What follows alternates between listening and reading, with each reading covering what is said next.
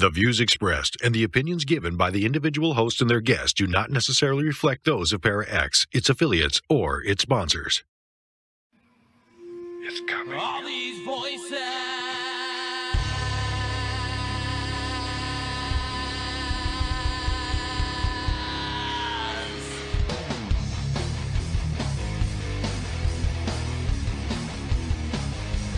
All these voices.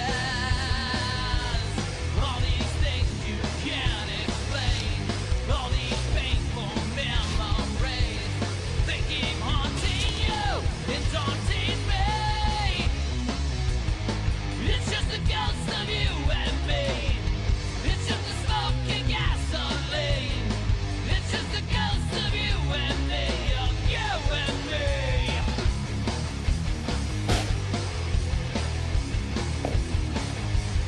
All these whispers. My name is James Hershey. Right back. All these shadows in my mind. But my reflection I can't find. It's just a ghost of you and me. It's just a smoking gasoline. It's just a That ought ghost to do of it. you and me. Of you and me. Don't let 'em take you away. Don't let 'em bring you down inside. It's just the mirrors in your mind. Don't let 'em bring you down.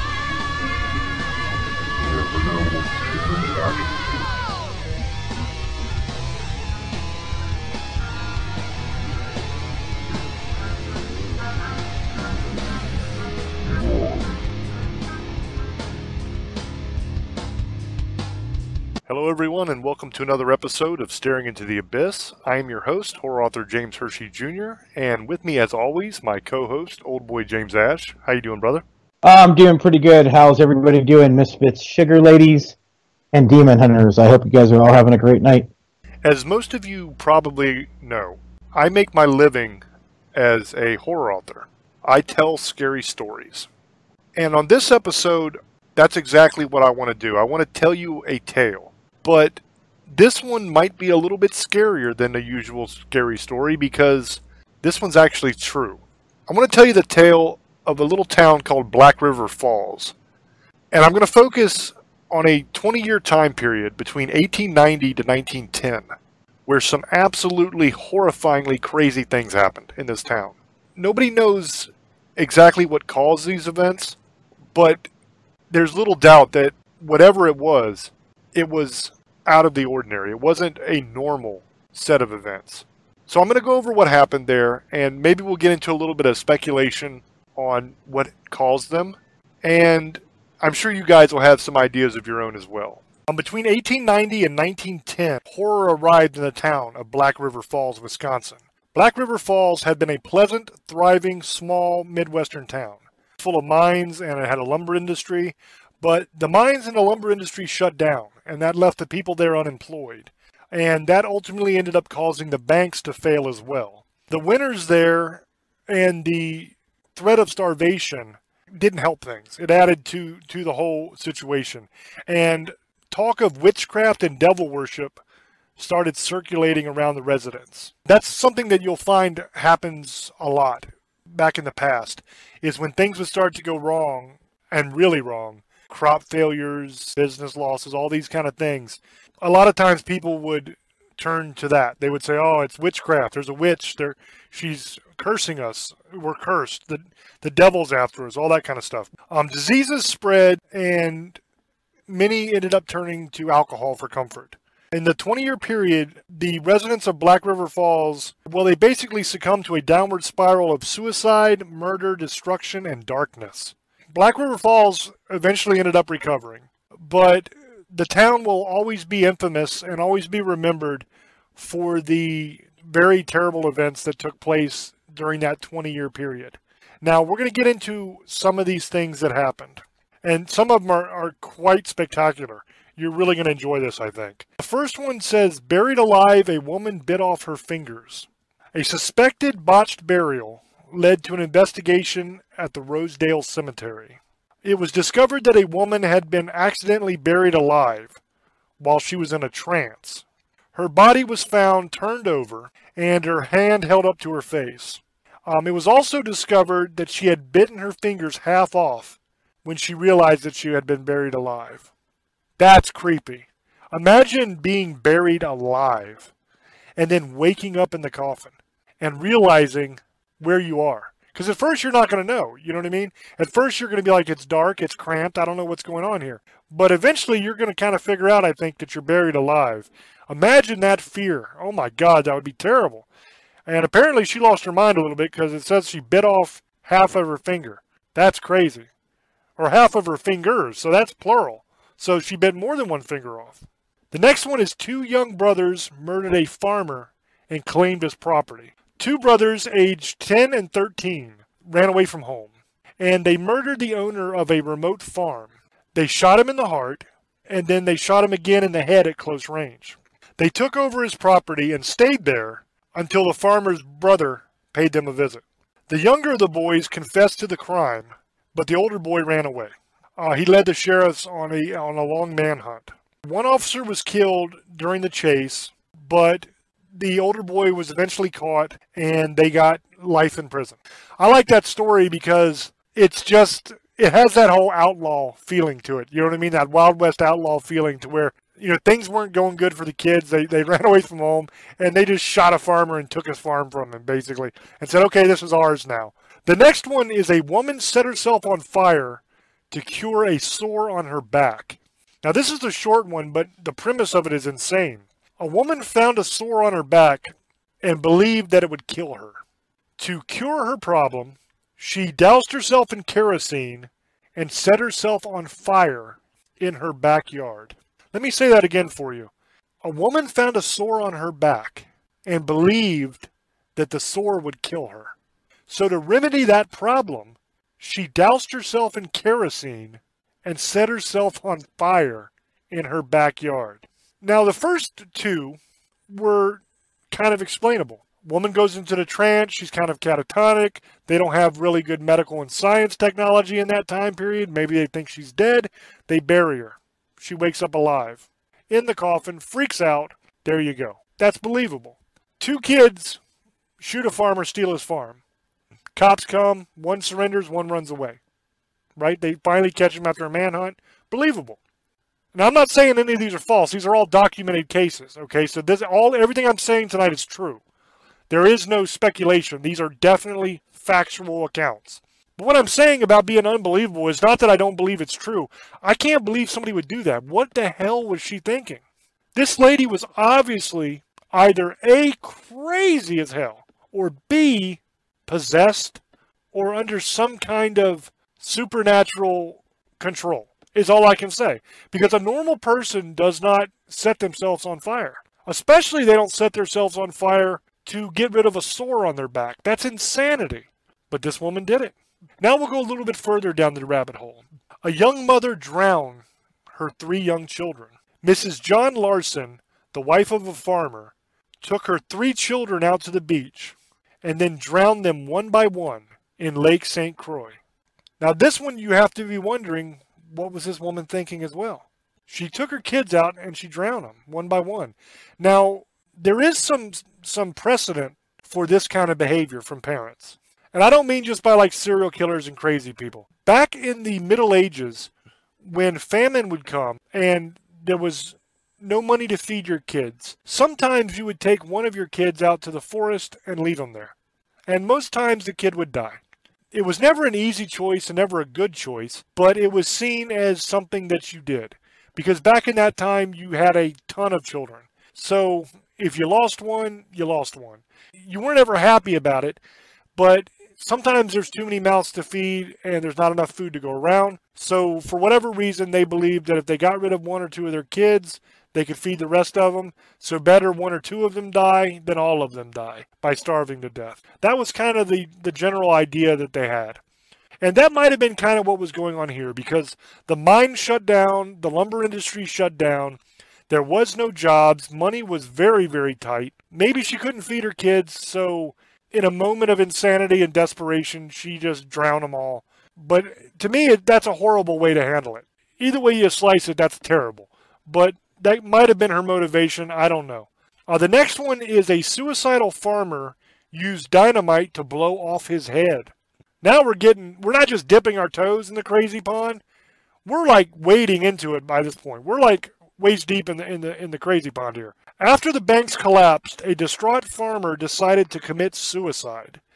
Instead of hanging himself or using a gun, he dug a hole in the ground, placed dynamite in the hole, then stuck his head in the hole and lit the fuse.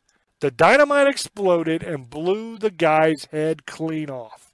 Now this is crazy, but, and this is terrible to say, but you got to give the guy some props for going out with style. If you're going to kill yourself, what better way to do it than that? I mean, for God's sakes, man, you'll never forget that in the rest of your life. Now that you've heard this on this show, when you are 97 years old, drooling all over yourself, being spoon-fed tapioca pudding by some hot little nurse, if you're that lucky, you're going to think back and say, my God, that guy dug a hole and blew his own head off with dynamite inside the hole.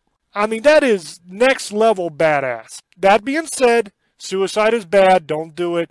You never want to kill yourself. It's a terrible, terrible thing. But you got to respect the way this guy went out. And the guts this guy had, too. He dug a hole, okay? He didn't go find a hole.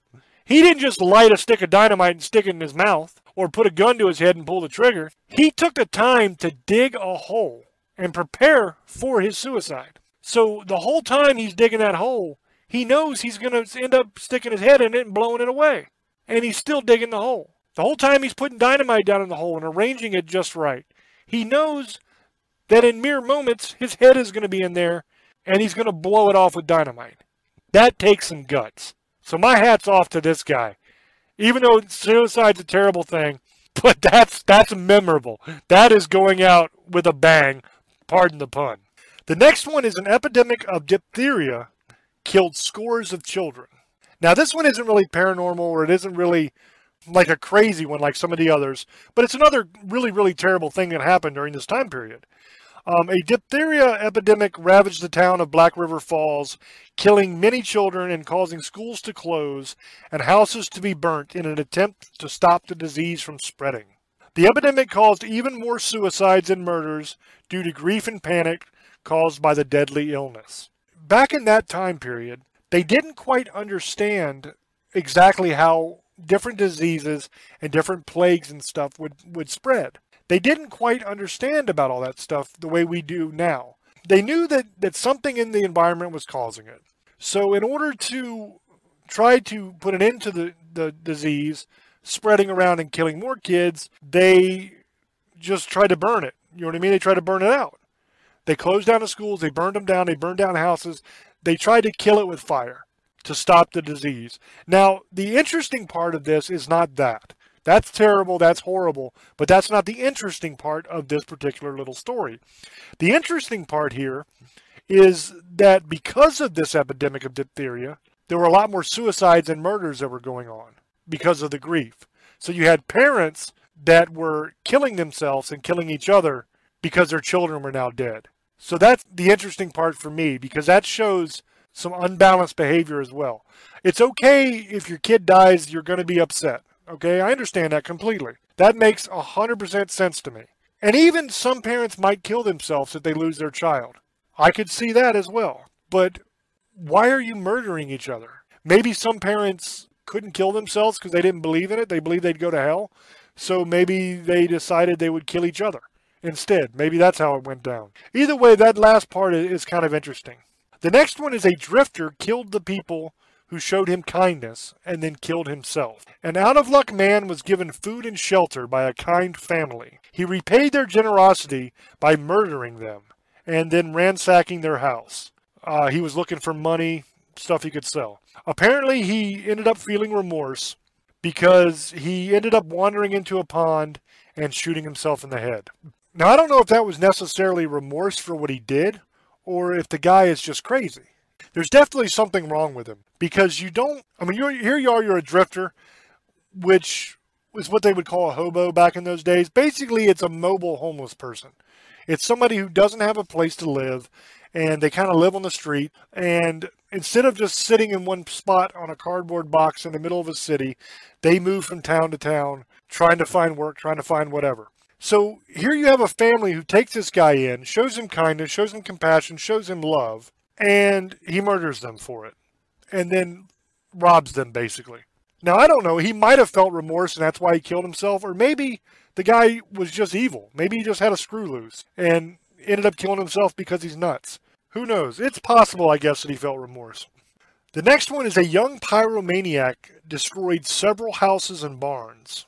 A young girl named Lydia Berger set fire to her employer's barn and house. The next day, she set the house on fire twice. A previous suspect of arson, he claims she only wanted some excitement. To me, it's just funny because here you have this girl, obviously a pyromaniac. Obviously, if she would have been able to grow up, she would have ended up being something else. She'd have been like an arsonist in some form.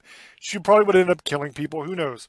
But it was funny because she set fire to the barn and the house. And then the next day, she set the house on fire again. So apparently she didn't burn the whole house the first night. The interesting thing about this also is that she's a kid. I mean, I've got the picture here of her. She's a little girl. It said she set fire to her employer's barn and house, which means that she was working as a young kid. That's kind of cool. I mean, nowadays that would never happen because you got to be a certain age and get a worker's permit signed off on by your parents, and in some states your school as well and all that. But back then, I mean, a kid could just work. But I don't know, it's just kind of an interesting little story. The first thing I thought when I saw this was that movie Firestarter. She kind of resembles like a tougher looking version of a young Drew Barrymore in Firestarter. The next one is back to the paranormal and crazy realm a little bit. A farmer became convinced that Satan had taken over his farm. Now, in this little story, a farmer went mad, and he believed that Satan had taken control of his farm. I guess he must have thought that somehow Satan was inside of his chickens, because he went completely and totally aggro on his chickens. He decapitated all 18 of his chickens, and then he burned the entire farm to the ground to try to get rid of Satan. I don't know what ended up happening to this guy. That's where the story ends. I couldn't find what happened to this guy. But I hope that he was locked up somewhere, because this is next level crazy. To burn your entire farm, not just your house, but your entire farm to the ground, cut the heads off your chickens, and, not for food, not because you're going to pluck them and, dress them and eat them, just because I guess you think Satan's in them or something. I mean, this is another one that's kind of next level crazy. This next one is very disturbing, and it kind of makes me a little angry, to be honest with you. A father beat his newborn infant to death. The father of a newborn drank a little too much one night and killed his new baby by beating it to death. He also tried to strangle his wife when she tried to stop him from beating the baby to death. So good for her for at least trying to stop the guy. Luckily, some neighbors arrived and ended up saving the wife. After this incident and several other incidents around town that were fueled by alcohol, they ended up having temperance meetings in the town to try to ban alcohol. This one just aggravates me because I don't like child abuse. That's messed up. There's no reason to beat an infant to death, no matter what the infant's doing. I mean, even if it's crying nonstop and just being annoying, it's a baby. It doesn't know any better. It doesn't realize that it's being a pain in the ass. I mean, there's no reason to beat it to death. That's just, I don't know, it's just terrible. This next one is kind of interesting. There's not a whole lot of information on it, but the little bit that I have is really interesting to me, and it leads to a lot of different questions. A boy went mysteriously mute. A young boy visited a hypnotist, and afterward he couldn't speak any louder than a whisper for over 4 months. Now, that's literally all there is. There is no more information than that. It makes me wonder what happened to this kid. Was he hypnotized? Did the hypnotist, for some reason, put that suggestion in his mind that he couldn't talk above a whisper for like a certain amount of time for over 4 months? Or did the hypnotist screw up and mess something up in there and it took, the brain a little while to get it sorted? Or was the kid just doing what kids do sometimes, and just making it up? That's what I wonder, because sometimes kids do that, Kids go through phases, man, where they have like imaginary friends for a while. And then they have phases where they're a cowboy for a while, and now they do nothing but wear the cowboy outfit. And then the next thing you know, they're an astronaut. Now they're going to wear their astronaut outfit all the time. Kids go through little things like that. So maybe he went through a little phase where he didn't feel like talking above a whisper, and he wanted to pretend that he couldn't talk at all other than whisper. Or maybe the hypnotist screwed up. Who knows? But it's just interesting. And sometimes when you have these little stories and they don't have a whole lot of information, that's kind of what my mind does, is it just wonders about it, and wonders what happened. And it just kind of goes here and there and says, well, what if this is possible? What if that is possible? Wonder what caused that? Part of that is just my natural curiosity and, the thing that causes me to do all this research and dig into these things. And then some of it is the writer's part of my brain, the novelist, where I'm thinking about it. Wow, that's a neat concept. What could have caused that? What kind of backstory could that have? If I wanted to put that in one of my novels, how would I have the kid become mute? What would happen to cause that? That's just kind of, I guess, the way my mind works. But it was very interesting to me. This next one is a case of jealousy in a way, but not jealousy like over another person. A girl was murdered for refusing a marriage proposal. A young man called upon the girl he liked to ask for her hand in marriage, but was turned down. He became enraged, and he shot her 3 times, and then ended up turning the gun on himself and shooting himself. Meanwhile, another young woman committed suicide after her fiance left her. So it's just kind of funny how right in that same little tiny time period, I'm not talking about the overall 20 years, this happened right next to each other. It's kind of funny how both events happened almost together, right near the same time, and they both had to do with marriage, with like being engaged. Kind of coincidental.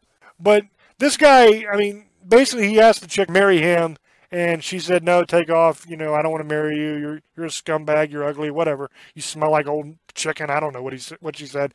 But basically he asked her to marry him, and she turned him down. He got pissed, and he killed her. It's probably one of those, if I can't have you, nobody will situations. And that's basically what this boils down to, I think. And then, he saw what he did, didn't want to go to prison, thought, oh my God, what did I do? This is the love of my life, I just killed her, blah, blah, blah. Turned the gun on himself. The other part of the story where the young woman committed suicide after the fiance left, that's pretty standard as well. People get a lot, wrapped up a whole lot in love for some reason. And they do dumb things. When their spouse leaves or whatever, you got problems in your marriage, problems in paradise, a lot of times people do that. They kill themselves. And I don't know, I just don't think it's worth it, I'm married now and I love my wife. And before her, I had many, many girlfriends. And after her, I could have many, many more if I wanted to. Really, you know what I mean? I don't see the point in ending your life over a woman or a man. It just makes no sense. There's plenty of other ones out there, Yes, you may love that person, and it's going to suck when they're gone, but life will go on. The sun will rise tomorrow, and you will wake up. Tomorrow's another day, as they say. Eventually, you'll get over it, and you'll move on with your life. But I don't think people think in those situations very much. I think it's more of an emotional response. They freak out, they panic, they're just depressed, they're bummed. They get into a state of mind where they're just frantic, and they just kind of lose control and end up offing themselves. And it's really a terrible thing. This next one is interesting. It's a delirious woman froze to death by the side of the road. The naked body of a housewife was found on the side of the road 6 miles from town. Having recently lost a child, it was believed she wandered away from her home in a fit of delirium and froze to death. This kind of goes with the last one in a way. She wasn't engaged to be married. Her spouse didn't leave her, nothing like that. But she did lose a child. And when you lose a child, man, that, from what I understand from people that have been through it, is a really, really bad thing to go through. It's just devastating for your child to die. Understandably. So apparently it caused her to lose her mind, and she wandered out of her home naked and froze to death. Now, whether she was going to look for the child that she lost, you know what I mean? I understand the child is dead. He's not like lost somewhere, but maybe in her mind, something snapped, and she thought, well, I'll just go get him. Maybe he's just down there somewhere. I can go find him.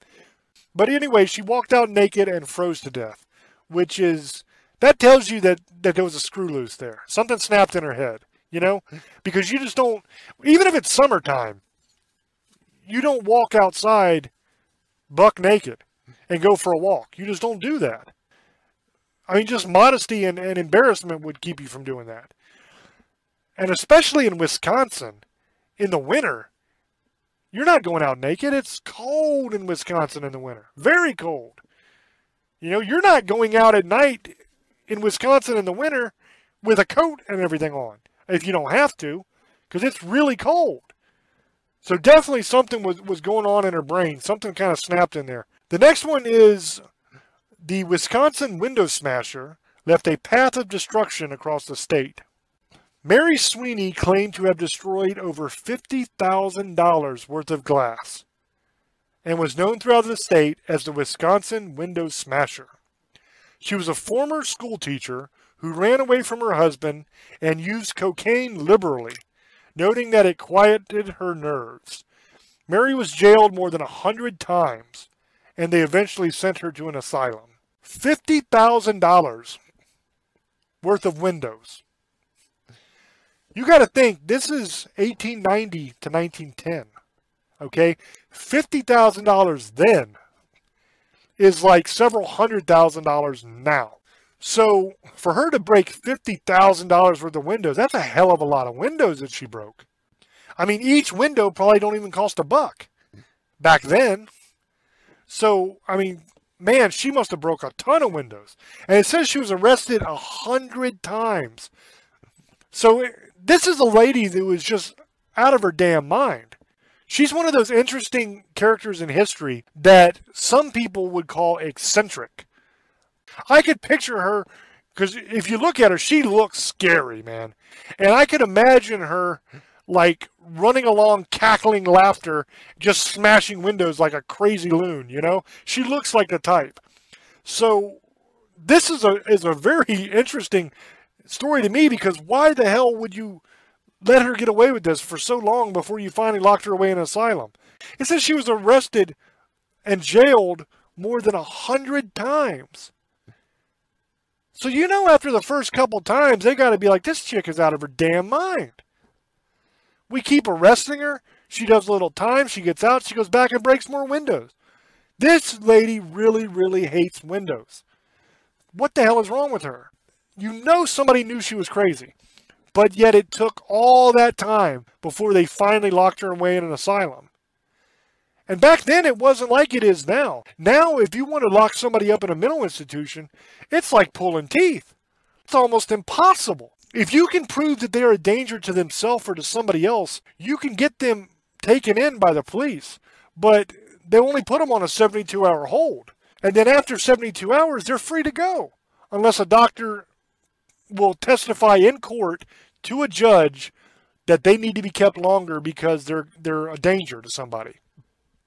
But that almost never happens. The overwhelming majority of the time, you have these crazy-ass people that get put into a mental institution.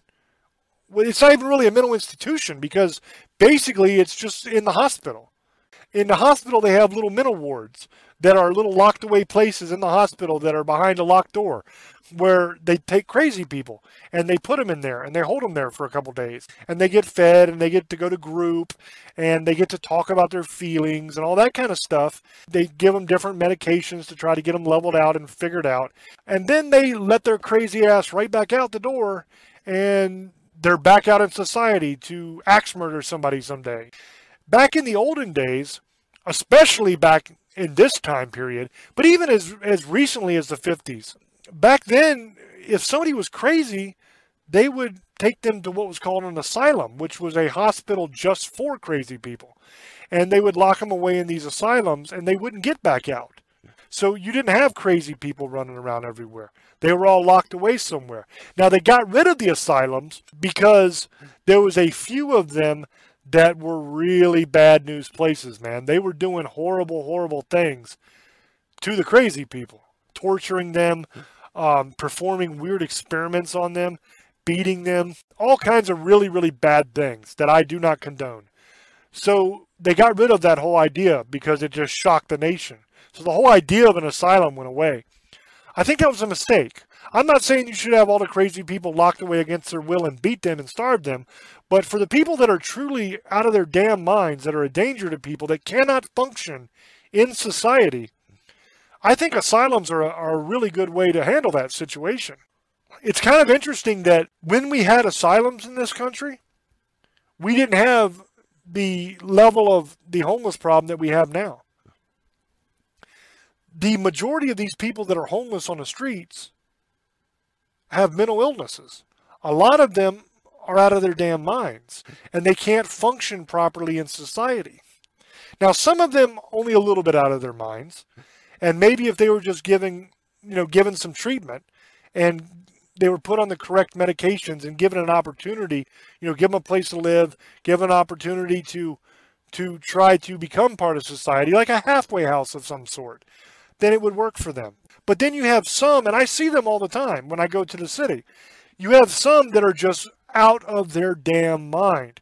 They walk around just yelling weird stuff to themselves. And like just looking all around at imaginary stuff and screaming. And I mean, these people are nuts. And they're out on our streets instead of locked away in an asylum somewhere. So by getting rid of asylums, you didn't solve the crazy person problem in America. All you did was take away their house, basically. You took away the place they live. So now they're on the street where they can hurt somebody. So I don't think it was a good idea to get rid of asylums. I understand that the stuff that happened in asylums was horrible. Because I know somebody's going to give me that message later. Once this airs on YouTube and the people listening, they're going to be like, hey, wait a minute, don't you know what they did in asylums? You terrible person, you. How could you condone that kind of behavior? I'm not condoning that behavior at all. I understand that there were a few asylums that really, really sucked. And they did terrible, evil, horrible things to people. And they should have been arrested. They should have been prosecuted. That should have been cleaned up. 100% I agree with you. Because crazy people, even if they're crazy people, do not deserve to be treated that way. Okay? But the whole idea of having an asylum, we shouldn't have done away with that. There needs to be places like that, in every area where people can go if they're crazy. You can send your crazy person there and they can be taken care of and given what they need. That needs to happen. We need that mental health facility. We have some places that are attached to hospitals now, but you can't get in them. Most crazy people are not going to have insurance. They're not going to be able to afford to go there. It's thousands and thousands of dollars to get into a place like that a month. So it's not just you have to come up with several grand. You got to come up with several grand over and over again just to stay there. And crazy people don't have no money. That's why they're homeless, a lot of them, They can't function properly in society. So they're not going to be able to afford that. But I think we need some kind of taxpayer-funded asylum again, really, in every area. Every county should have one in America, where if people are not able to function properly in society, then they would have a place they could go. Now, if you're crazy and you can stay with your family and they can take care of you, and you're not a danger to anybody, you don't have to go to the asylum if you're that kind of crazy. That's fine. If you think that your toaster talks to you and it likes to sing you old Beatles songs, hey, cool. Sit at home in your kitchen and sing the Beatles with your toaster, man. I got no problem with you. Be crazy in your house. No problem with that. But what I'm talking about is these people that are on the streets that are wandering around muttering to themselves and yelling crazy stuff and attacking people for no reason. And that happens. I've seen it. So those kind of people, they need to be locked away in an asylum. And on the people that are just crazy and are homeless that have no place to go, they should be taken to an asylum as well. Some place that can take care of them, that can deal with their mental illness and give them the care that they need. Because they're still human beings. So they need to be taken care of if they can't take care of themselves. Now, I'm not suggesting that we should go back to having asylums that, where they torture people and mutilate people and all that. I'm not saying that at all. So don't get the wrong idea.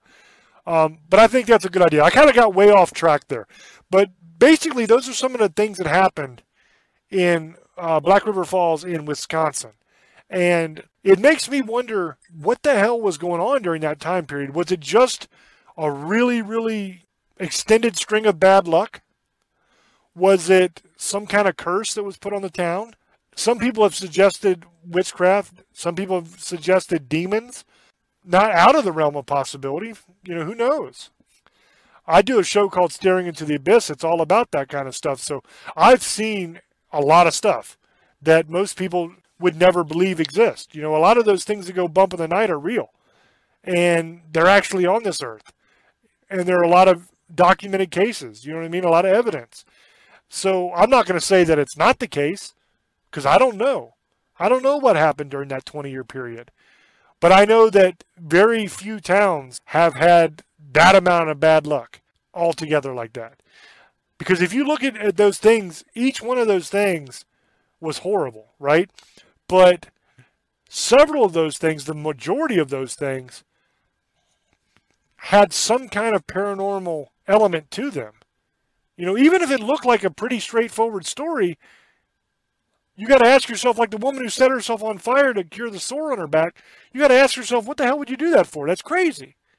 Either she's a maniac or something else was going on there. She was possessed, or there was some kind of curse or spell put on her or something. Something wasn't right there. Something weird was going on in this town for 20 years. Let me get this straight right now. I know a little bit about this, not like I'm an expert, and I actually have followed a little bit about this. Wisconsin altogether, there's something going on there. And it isn't just because of the 1800s. You have the Bray Road Beast. You have sightings of Bigfoot, paranormal stuff. You have different places. It's really haunted there. There's a pub. There's a sane asylum. There's all kinds of stuff going on in Wisconsin. Black River Falls or Jackson County. They say the curse of Jackson County. I believe, and it was like 20 years, I think it was 25 maybe, that this place was maybe, with all these people, like, the lady who woke up and she was buried alive and she bit off her fingers, or the lady who killed herself or killed her kids, or, the guy who thought the chickens were possessed and cut their heads off and burned up his farm. He thought they were part of Satan. Ghosts, seeing ghosts. There's a road, I guess, in Route 66, just to talk about Wisconsin, another story, there's ghosts. I guess there's a lady that walks with a dress with blood over her shirt. I forgot to talk about that while I was talking about other things in Wisconsin, but that's the last thing I'll bring up about that. But the people in Wisconsin and Black River Falls, killing themselves, killing their family. The lady who had the sore and went in her backyard and lit herself on fire. I don't know what to say. It sounds like something was going on there. And maybe it was lead in the water because people do crazy stuff. Because back then, there wasn't, maybe they broke into a water hole and it made them go crazy. It's a possibility. Maybe they were cursed by the Indians out there. Maybe there was a curse altogether. Because I know there was some things shady things with the politicians there too. And I don't know, but Wisconsin altogether, there's a lot of weird things that go on in that place. And a lot of hauntings, a lot of suicides, a lot of weird looking creatures running around. Like I said, the Bay Road Beast, even the Dogman's been sighted there. The Michigan Dogman has even been sighted in Wisconsin. Bigfoot, aliens, it's just crazy place. But Black River Falls is pretty crazy because for about a 20-year period of time, people were doing some crazy stuff, killing themselves, killing their kids. The two guys that they killed that farmer and took over the farm, and then the cops went after him and they captured one of them, and then one of the cops got killed, the other one got away, those teenage boys, because the farmer's brother came back and got his property back. It just seems like something was going on in Wisconsin at that time, especially Black River Falls or the Jackson County curse or whatever they call it. I don't know what was going on. Maybe, like I was trying to say earlier, the water had lead in it, or maybe people just lost their mind because, like James says, it gets really, really cold there during the winter, just like Minnesota, South Dakota, that whole area is right there by Canada and stuff. And a lot of the time, 6 months of the year, 7 months, it's cold. It's snowing. Back then, we didn't have the heaters you had in the 1800s and that we have now and stuff. Even now, it sucks to live here in some of these places. And they have the technology. So I think some of this was cabin fever, that some people lost their minds and they just got so bored that they started killing each other and doing crazy stuff. And, I have a sore on my back. I'm not going to go jump in the backyard and burn myself. I don't understand that. That's crazy. Getting buried alive, I think that was just a bad part of luck. That's happened to other people. She bit off her fingers because she probably was in shock and went crazy. I mean, I would if I was buried. There's people who died buried alive scratching to their bones. They scratched all their skin off their bones trying to claw out of the hole. So that's not the first time I've heard that. That could be explainable. The lady who killed her kids, that she might have went crazy, didn't want them to die. One of them got sick. Didn't have the money back then. A lot of people didn't have money to eat. Maybe she just killed them. Maybe something happened and her husband left her. I don't know about that one. That's explainable too. The guy who killed his chickens, though, thought they were talking to Satan or part of Satan. That's crazy. There was something there. Maybe that was a paranormal thing. That sounds like the Amityville house where the pig was talking to the guy. Or a dog or something, and he was telling him to kill his family. That gets into the paranormal realm where we're involved in. I think that's part of that whole curse. I think there's a curse at Black River Falls too. I think they cursed themselves. Something happened. Somebody did something wrong in that land because it's like Salem. Stuff happens there still. Still in Black River Falls, stuff happens. So, I mean, people do drugs, they go to jail for crazy. It's always something crazy, too, some crazy stuff. And for that 20-year period of time, a lot of people did some weird stuff. And, like the guy killed himself because the woman had rejected him. That's kind of explainable. That happens. Now, it still happens. It's that whole thing, if no one else can have you, then no one's going to get you if I can't have you. So he killed him, he felt regret and killed himself. Now the guy who was a weary traveler, who the people let him in their house and welcomed him in and fed him, and then he killed him, and then he killed himself. He might have had, that was out there too. Maybe he was out of his mind and he killed him and he felt regret, or he just wanted to kill people and then kill himself, or it was maybe he got cursed too. Something told him to do it. Paranormal. Maybe he went crazy. And all I could say on that part is that's another one of the weird stories for Black River Falls. I think that guy probably killed that family because he was crazy or something popped, or it's just a part of that story of those 20 years. And like the lady that hanged herself because her husband left her, that's explainable too. There's a couple of these stories that's explainable, and there's a lot of them are not. That was just another one of the stories. I know there's a picture of a kid in a casket. I don't know really too much about that. I know something happened to him too. I forgot that story, but that was another weird story. So that whole place, I'm going to say, might have been cursed. There's a lot of paranormal activity, it sounded, that was going there that was making these people do something. And whatever had happened in that 20 period of time, it happened during that time. Somebody cursed something. Maybe somebody put a spell on that place. Maybe they did something wrong to a so-called witch and she cursed everybody. Or the Indians there like I said, there's a lot of history with that down around that time, that a lot of people were cursed by the Indians for, some settlers stole their land. It's proven a fact. Or maybe they made that town under a burial ground for Indian rituals and stuff, and that's why they got cursed and all this crazy stuff happens, because it just sounds like something crazy was going on where they were killing each other, suicides. They got that diphtheria, and that disease was going around killing children. That doesn't sound accidental to me. Because it was killing children, majority of it. So that sounds like a curse. Somebody plagued a curse on them. And I wouldn't be surprised about that. I don't know, people are going to think I'm crazy. Oh, you don't know what you're talking about. But that's a theory that I'm coming on after listening to these stories. That this place was cursed. And it seems like bad luck was bad karma, whatever bad juju was onto this place.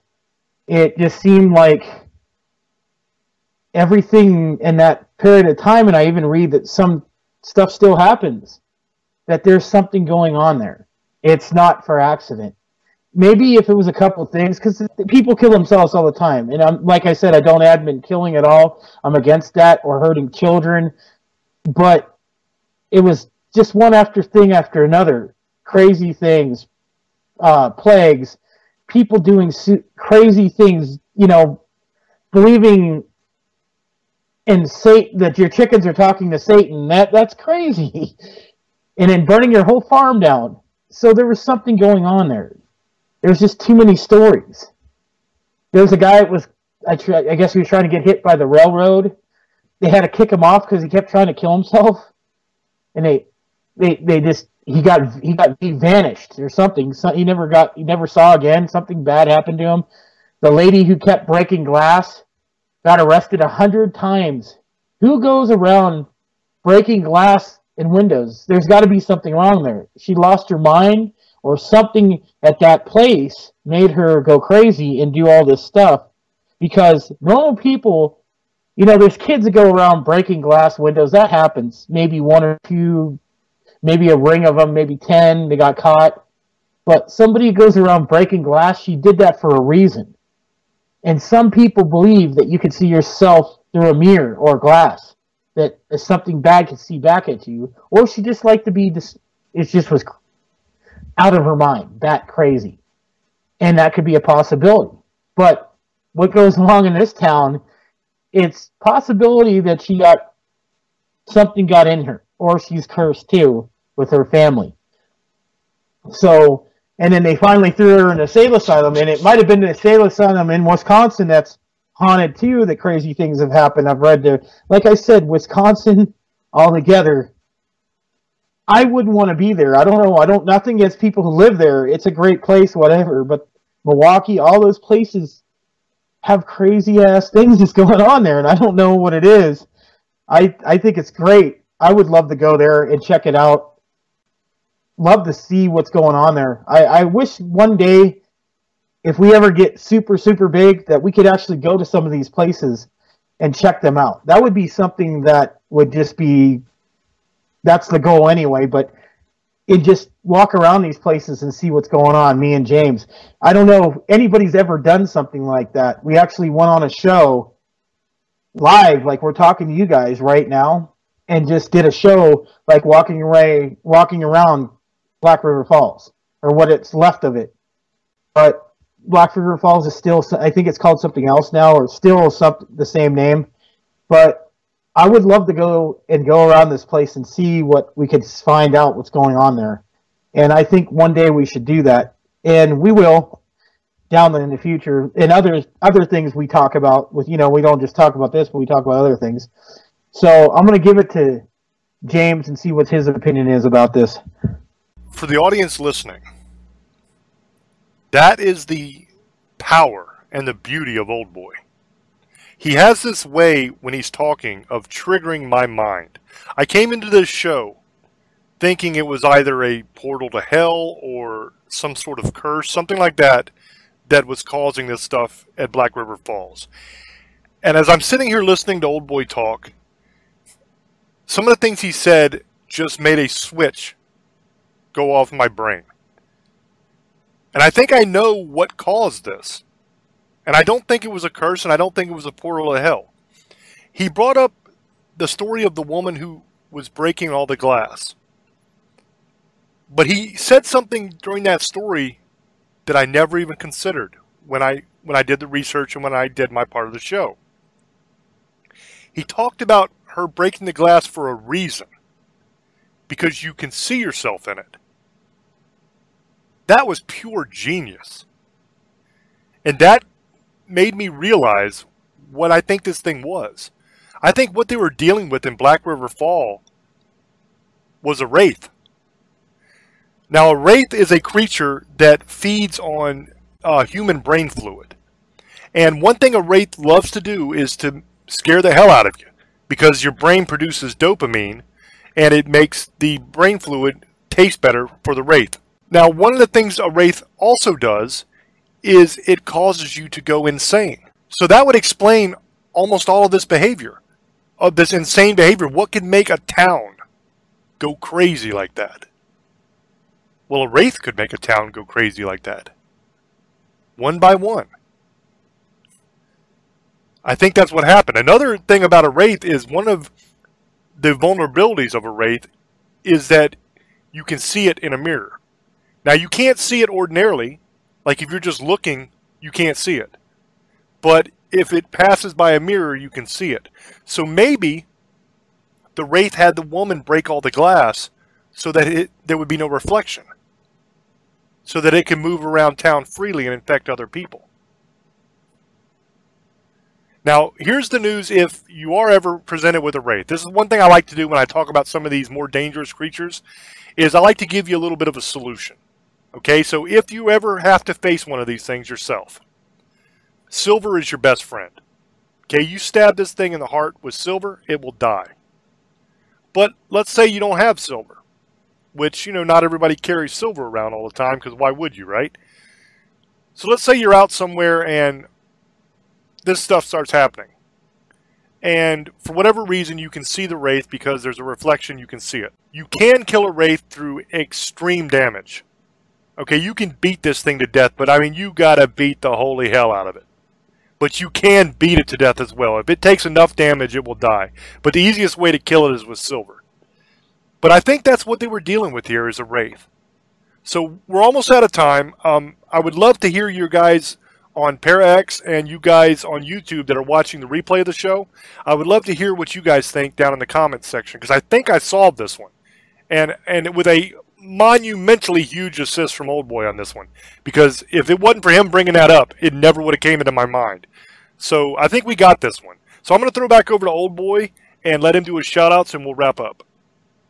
Thank you, brother. And I want to thank everybody on ParaX and for listening to our show and following us and being fans. I love you guys. And remember, if you guys want to listen to our old shows, always follow us on James Hershey's YouTube page. Subscribe.